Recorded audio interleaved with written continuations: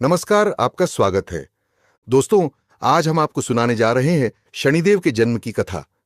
किस कठिन परिस्थिति में शनिदेव का जन्म हुआ और वे न्याय के देवता कैसे बने। सुनिए शनिदेव की महान कथा। जो भी इस कथा को ध्यान से पूरा सुनता है, शनिदेव उस पर कुदृष्टि कभी नहीं डालते हैं, बल्कि जीवन भर शनि महाराज उनकी सहायता करते हैं, रोग दोषों से रक्षा करते हैं, उस पर लगे सभी झूठे आरोप नष्ट हो जाते हैं, व्यक्ति को समाज में सम्मान और कीर्ति तुरंत ही प्राप्त हो जाती है। इसीलिए शनिदेव की कृपया पाने के लिए आप भी इस कथा को ध्यान पूरा अवश्य सुने और वीडियो को लाइक जरूर करें। तो चलिए आपको सुनाते हैं शनि महाराज की कथा। प्राचीन काल की बात है। स्वर्ग के आकाश में भगवान सूर्यदेव अपने असाधारण तेज और प्रकाश के साथ देदीप्यमान थे। उनका तेज इतना प्रखर था कि देवों और मानवों सबके लिए वे जीवन के स्रोत थे। सूर्यदेव का विवाह विश्वकर्मा की पुत्री देवी संज्ञा से हुआ था। संज्ञा कोमल स्वभाव की थी और पतिव्रता थी, परंतु सूर्यदेव के तेज को सह पाना उनके लिए दुष्कर होता जा रहा था। सूर्यदेव के प्रकाश और ताप से संज्ञा दिन प्रतिदिन अधिक व्याकुल रहने लगी। सूर्यदेव अपने तेज में मग्न थे, लेकिन संज्ञा मन ही मन बहुत विचलित थी। एक दिन सूर्यदेव ने संज्ञा से स्नेहपूर्वक पूछा, देवी, तुम इतनी चिंतित और थकी थकी सी क्यों दिखती हो? संज्ञा में साहस नहीं था कि वह सूर्यदेव से अपनी व्यथा को कह सके, परंतु मन में वह लगातार सोच रही थीं कि सूर्य के तेज को कैसे सहन किया जाए या कम किया जाए। समय के साथ संज्ञा ने सूर्यदेव के 3 संतानों को जन्म दिया। 2 पुत्र वैवस्वत मनु एवं यमराज और 1 पुत्री यमुना। मातृत्व के बावजूद सूर्य की प्रचंड तपिश उन्हें सताती रही। अंततः संज्ञा ने एक कठिन निर्णय लिया। उन्होंने निश्चय किया कि वे तपस्या द्वारा अपनी शक्ति बढ़ाएंगी या ऐसा उपाय निकालेंगी कि सूर्यदेव का तेज किसी प्रकार कम हो सके। लेकिन बच्चों को छोड़कर तप करने जाना सरल नहीं था। एक दिन देवी संज्ञा ने निश्चय किया कि वे अपनी छाया को अपने स्थान पर छोड़कर कुछ समय के लिए संसार से ओझल होंगी। तभी संज्ञा के शरीर से धीरे धीरे एक परछाई प्रकट होने लगी। यह संज्ञा के ही समान स्वरूप वाली स्त्री थी, जिसका नाम संज्ञा ने प्रेम पूर्वक छाया रखा। छाया वास्तव में संज्ञा की ही संवर्णा प्रतिछाया थी। संज्ञा ने छाया को विनम्रता से कहा, हे छाया, तुम मेरा रूप लेकर सूर्य देव की सेवा करना और बच्चों का ध्यान रखना। जब तक मैं लौट ना आऊं, तुम ही इनकी माता और मेरी प्रतिनिधि बनकर रहना। छाया ने विनम्रता से सिर झुकाकर उत्तर दिया, आप निश्चिंत रहें देवी, मैं आपके धर्म का पालन करूंगी। परंतु यदि कोई समस्या आई तो? संज्ञा ने गंभीर स्वर में कहा, यदि कोई बड़ी विपत्ति हो तो मुझे स्मरण करना, मैं तुरंत उपस्थित हो जाऊंगी। किंतु ध्यान रहे, सूर्य देव को हमारे अंतर की भनक न लगे। छाया ने वचन दे दिया। इस प्रकार संज्ञा अपनी जीवंत छाया को घर और परिवार की जिम्मेदारी सौंपकर वहां से प्रस्थान करने को उद्यत हुई। संज्ञा छिपते छिपाते अपने पिता विश्वकर्मा के घर पहुंची। पिता ने अकस्मात बेटी को द्वार पर देखा तो चकित रह गए। विश्वकर्मा ने कड़क आवाज में पूछा, बेटी, तुम यहां बिना सूचना क्यों आ गई? पतिगृह छोड़ना अक्षम्य है। व्यथित संज्ञा ने उत्तर दिया, पिताश्री, सूर्यदेव के तेज से मैं अत्यंत पीड़ित हूं। उनकी अनंत प्रताप ज्वाला में मेरा जीवन दुस्सह हो गया है। मैंने आपकी आज्ञा बिना ही घर छोड़ दिया। यह मेरा अपराध है, किंतु मेरे स्थान पर मेरी छाया मेरे पति और बच्चों की सेवा कर रही है। विश्वकर्मा यह सुनकर क्रोधित हुए।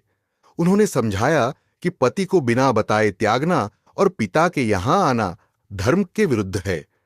विश्वकर्मा ने आदेश दिया कि संज्ञा तुरंत अपने पति के पास वापस जाए।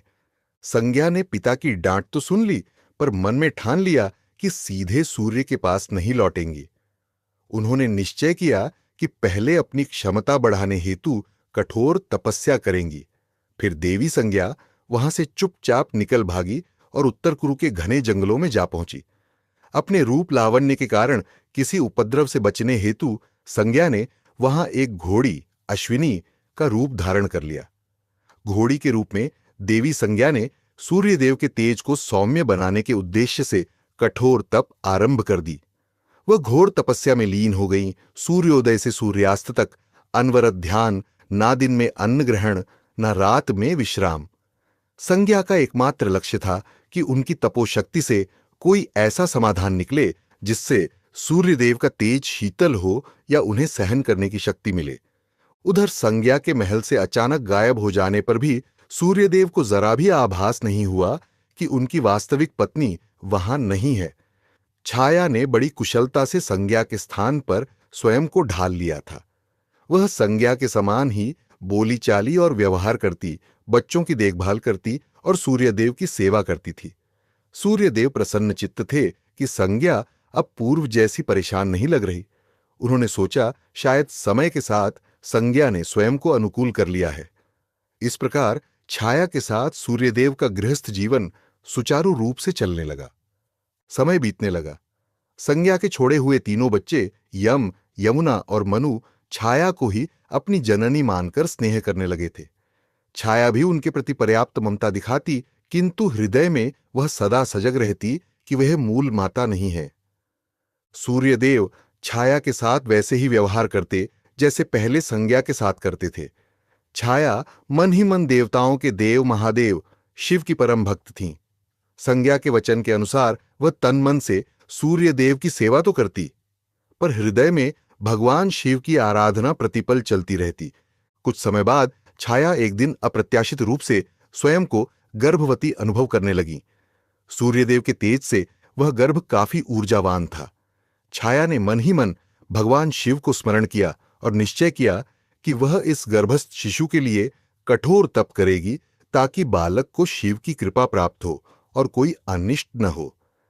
अब छाया प्रतिदिन सूर्यलोक में रहकर भी घोर तप का पालन करने लगी। गर्भवती होने के बावजूद छाया प्रातःकाल सूर्य की पहली किरण के साथ उठती और भगवान शंकर का ध्यान करती। तेजस्वी सूर्य की किरणें सीधे उनके शरीर पर पड़ती, पर छाया उन किरणों की परवाह किए बिना भूमि पर नंगे पैर खड़ी होकर भगवान शिव का नाम जपती रहती। उनका यह कठोर व्रत कई दिनों तक निरंतर चलता रहा। छाया के इस अटल तप और निर्जल व्रत का प्रभाव उनके गर्भ पर भी पड़ा। सूर्यदेव की तीक्ष्ण किरणें सीधी गर्भस्थ शिशु पर पड़ रही थीं। ऊपर से माता अन्न जल बिना तपस्यारत थीं। इस दुआसह साधना के परिणाम स्वरूप गर्भस्थ शिशु का वर्ण धीरे धीरे अंधेरे के समान काला होने लगा, मानो मां की तपस्या की तपिश और सूर्य की गर्मी ने मिलकर उस बालक को श्याम वर्ण प्रदान कर दिया हो। हालांकि छाया को इसका भान नहीं था। वह तो अपनी साधना में लीन थी और गर्भ की रक्षा व शिशु की शक्ति के लिए शिव से प्रार्थना कर रही थी। समय आने पर छाया ने एक पुत्र को जन्म दिया। उस नवजात बालक ने जन्म लेते ही झोर की क्रंदन ध्वनि के साथ अपनी उपस्थिति दर्ज कराई। यह बालक औरों से भिन्न था। उसका शरीर एकदम श्याम काला था, आंखें तीक्ष्ण थीं और मुख पर अजीब सा तेज था। सूर्यदेव को जब समाचार मिला कि पुत्र का जन्म हुआ है तो वे प्रसन्न हुए और उत्सुकता पूर्वक शिशु को देखने आए। जैसे ही सूर्यदेव की दृष्टि बालक पर पड़ी, उनका मुख आश्चर्य और असमंजस से खुला रह गया। ये क्या है? इसका रंग इतना काला क्यों है? सूर्यदेव के मुख से अनायास निकला। नवजात शिशु का श्याम वर्ण देखकर सूर्य को आश्चर्य हुआ और तुरंत ही उनके मन में संशय के बादल घिर आए। उन्होंने मन में सोचा कि उनकी तेजस्वी रक्त सेना वंश में ऐसा काला बालक कैसे जन्म ले सकता है। पल भर में प्रसन्नता क्रोध में बदल गई। सूर्यदेव की भ्रुकुटी तन गई और आंखें लाल हो उठीं। छाया उनके मनोभाव समझकर घबरा गईं।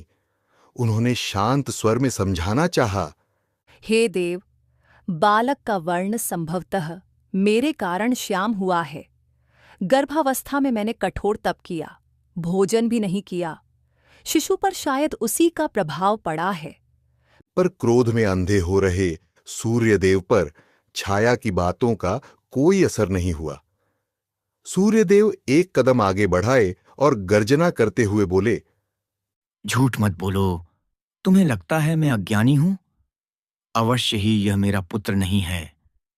निश्चित ही तुमने मेरे पीठ पीछे कोई छल किया है।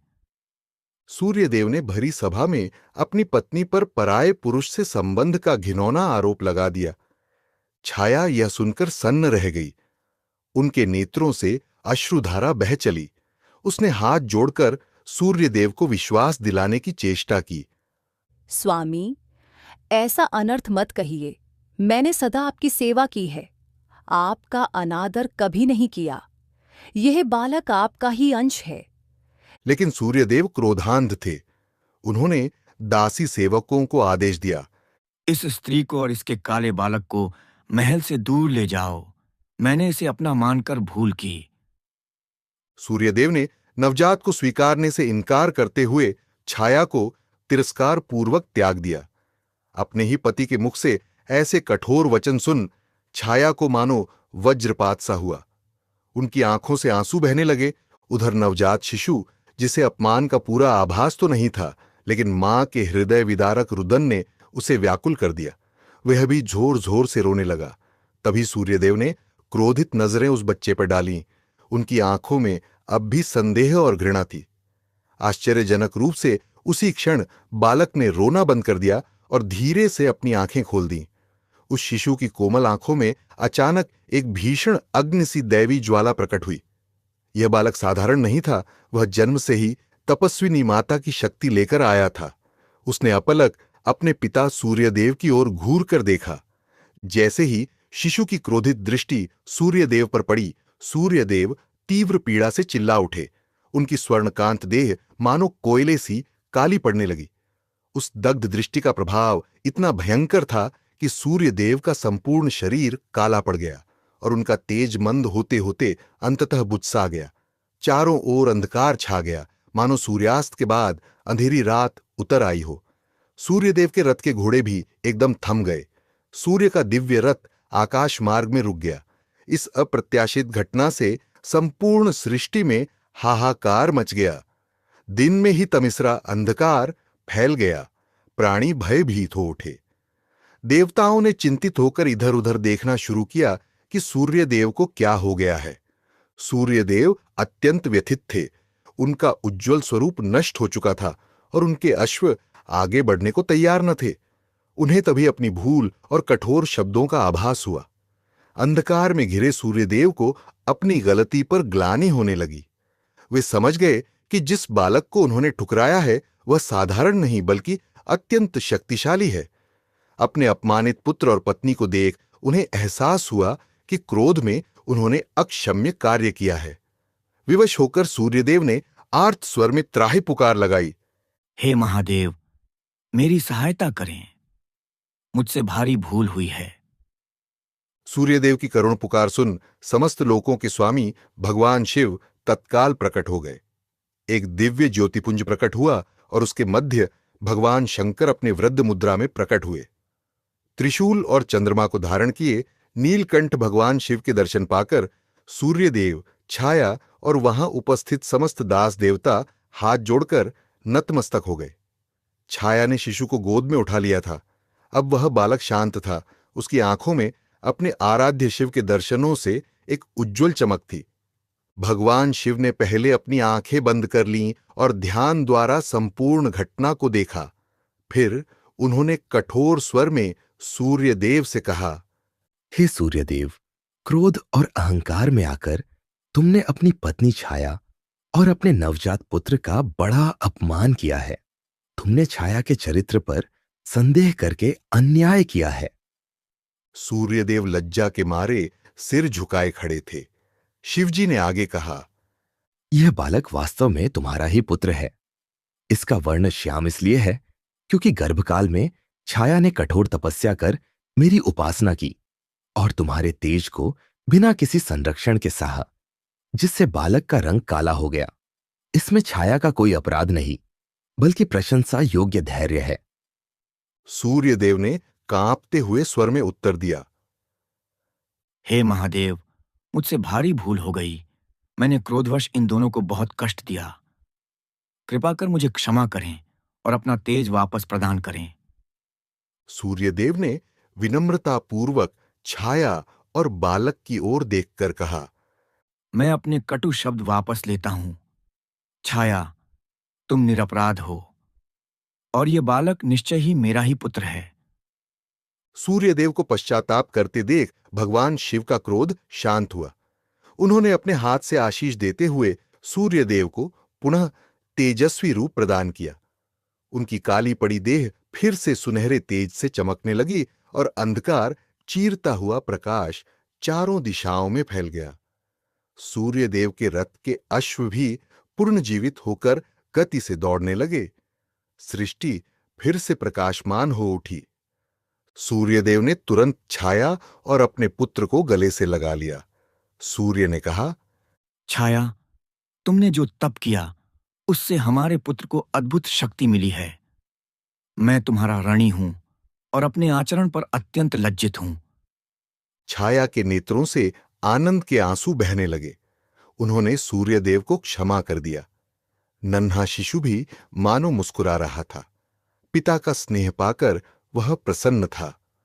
शिव ने बालक को आशीर्वाद दिया और कहा, वत्स, तुमने जन्म से ही अन्याय का सामना किया है और तुम में अन्याय का प्रतिकार करने की शक्ति है। अपनी माता की तपस्या के फलस्वरूप तुम में मेरा अंश समाहित है। मैं तुम्हें आशीर्वाद देता हूं कि तुम लोक में न्याय के देवता के रूप में प्रतिष्ठित होगे। तुम लोगों को उनके कर्मों के अनुसार फल दोगे, पापियों को दंड और सत्पुरुषों को पुरस्कार। सूर्यपुत्र होने के नाते तुम्हारा स्थान आकाश मंडल में नवग्रहों के रूप में होगा। अन्य ग्रहों में तुम्हारा स्थान ऊंचा होगा क्योंकि तुम कर्म फलदाता हो। अब से तुम शनि नाम से प्रख्यात होगे। शनय, चलने वाले ग्रह। सप्ताह का एक दिन शनिवार तुम्हारे नाम से होगा और इस दिन तुम्हारी पूजा से प्राणियों के कष्ट दूर होंगे। शिव के वचनों ने नवजात शनि को मानो पल भर में युवावस्था का तेज प्रदान कर दिया। सबने अनुभव किया कि उस बालक के रूप में एक महान शक्तिशाली देवता प्रतिष्ठित हो रहा है। छाया ने शिवजी को हृदय से प्रणाम किया और बोली, प्रभो, आपके अनुग्रह से ही मेरे पुत्र को मान मिला। मेरी तपस्या सफल हुई। सूर्यदेव ने भी शिव की स्तुति की। शिवजी ने प्रसन्न होकर अंतर ध्यान होने से पूर्व कहा, याद रहे, शनिदेव प्रजा को उनके कर्मों का न्यायपूर्ण फल प्रदान करेंगे। इनकी दृष्टि से कोई भी कर्म छिपा नहीं रहेगा। तुम सब इन्हें आदर दो। वहां पर उपस्थित जनों ने जय शनिदेव, जय सूर्यदेव और हर हर महादेव का उद्घोष किया। शिवजी अंतर ध्यान हो गए। इस प्रकार छाया के तप से उत्पन्न श्याम वर्ण बालक शनि को भगवान शिव के आशीर्वाद से नवग्रहों में प्रमुख स्थान मिला और वे जगत के कर्म फलदाता न्याय के देवता बने। कालांतर में जब असली माता संज्ञा अपनी तपस्या से लौटी, तब समस्त परिवार में पुनर्मिलन हुआ। सूर्यदेव ने भी अपनी गलती से शिक्षा पाई और सभी संतानों को समान स्नेह दिया। शनिदेव अपने पिता सूर्य, माता छाया तथा जगत पिता शिव के प्रति पूर्ण भक्तिभाव रखते हुए अपने कर्तव्य पथ पर चल पड़े। वे न्याय के कठोर किंतु निष्पक्ष देवता के रूप में प्रसिद्ध हुए। गलत कार्य करने वालों पर उनकी दृष्टि टेढ़ी जरूर होती है, परंतु भक्तों एवं धर्मपरायणों के प्रति उनका हृदय दयालु है। आज भी हिंदू धर्म में शनिदेव को ऐसा ग्रह माना जाता है जो प्रत्येक प्राणी को उसके कर्मों का उचित फल देता है। शनिदेव की कथा हमें सिखाती है कि तप, धैर्य और भक्ति से प्राप्त शक्ति से अन्याय का अंत संभव है और ईश्वर के न्याय में प्रत्येक कर्म का फल अवश्य मिलता है। तो दोस्तों, उम्मीद है आपको शनिदेव की यह कथा पसंद आई होगी। वीडियो को लाइक जरूर करें और कमेंट में जय शनिदेव अवश्य लिखें। साथ ही वीडियो को परिवार के साथ शेयर करें और हमारे चैनल को सब्सक्राइब करें। आप सभी का धन्यवाद।